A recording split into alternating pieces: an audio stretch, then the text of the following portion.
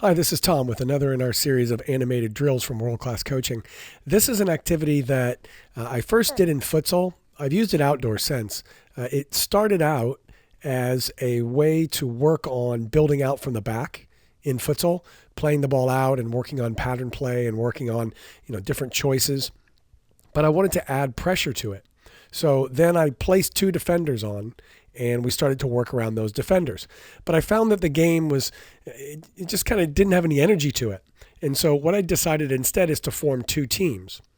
So we have two teams of five, one team in yellow, one team in black. The black team, I've indicated the goalie here in red just to distinguish them from the field players. But I rotate whoever plays goalie in this as we go through it.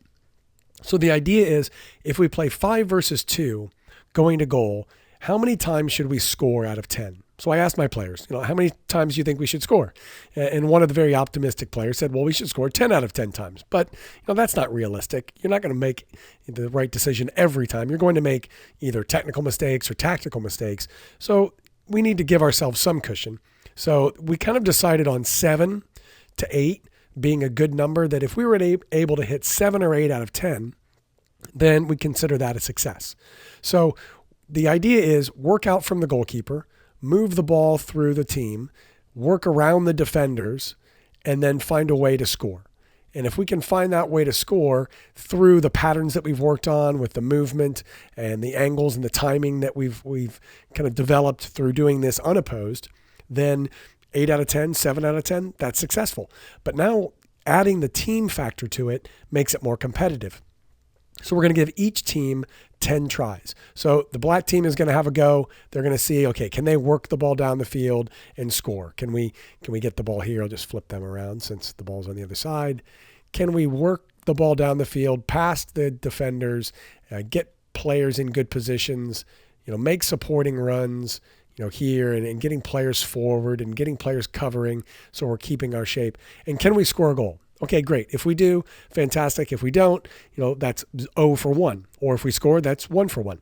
Now this team comes off and leaves 2 defenders on the court. Those 2 defenders now work against the other team, and we'll just flip that player over and make that player the goalkeeper. So we'll stick them in red and bring the other players out on the field. And so now the idea is, can this team then have their go? And can they try to work the ball down the field through the defense and score past the goalkeeper? We'll pull them off and we'll put that player on. And so if they can score, okay, they're 1 for 1. And we just keep going back and forth.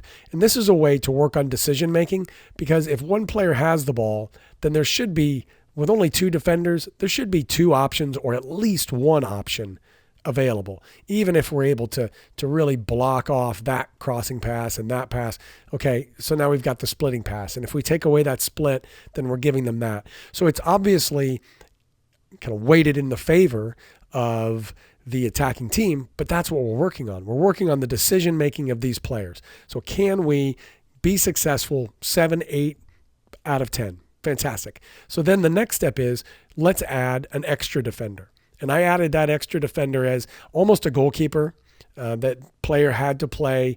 I did this on a basketball court, actually, when I first did it. And so I gave the player that was in the back the option of staying in the lane, the basketball key, basically. If they could stay in the lane, they could defend from there. They could defend. They could use their hands as the goalkeeper.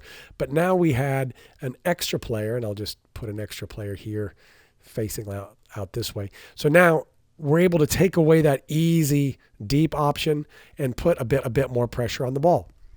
So now ask the players, how many times should we score out of 10 if we're going 5 versus 3? And so we decided, if we can get 6 out of 10, that would be really successful. And now you have that competition back and forth, yellow team versus black team. And you create that energy, that game energy, that competitive energy, because they're playing against someone that really cares, rather than just say, we're going to rotate these defenders with players that are off the field and you'll go on defense once and then you'll attack once. Well, there's no real need for the defenders to really work hard. I mean, sure, they want to try to stop the attack, but there's nothing on the line. But by making these 2 teams playing against each other and by keeping score, that makes all the difference. That takes this from being a nice activity to work on decision making to a competitive environment to work on decision making. And we all know that making decisions in competitive environments is much more difficult than just in an exercise or an activity. So I found that this worked really well, and I built it up actually with one of my teams to be able to go with 4 players on defending, no goalkeeper. All right. My only stipulation with the 4 players when they were defending is that they needed to stay in a diamond. I wanted them to defend in a diamond. And we're attacking here basically in a bit of a square.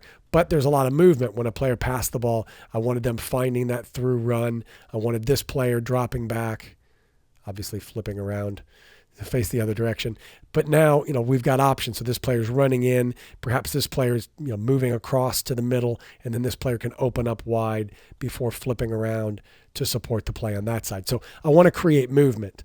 But the most important thing here is I want to create decision making. So I found that this activity worked really well. You might think 5v2 is too easy if you're using a bigger space. Well, you could do this outdoor. If you're playing 7-a-side or 9-a-side or 11-a-side, you can do this on the space that you have, whether or not you shrink down the full-size field to compress it more or however you choose to do it. But I think this is a really worthwhile attack versus defense activity that your team can get a lot out of. So give it a try and let us know how it goes in the comments below.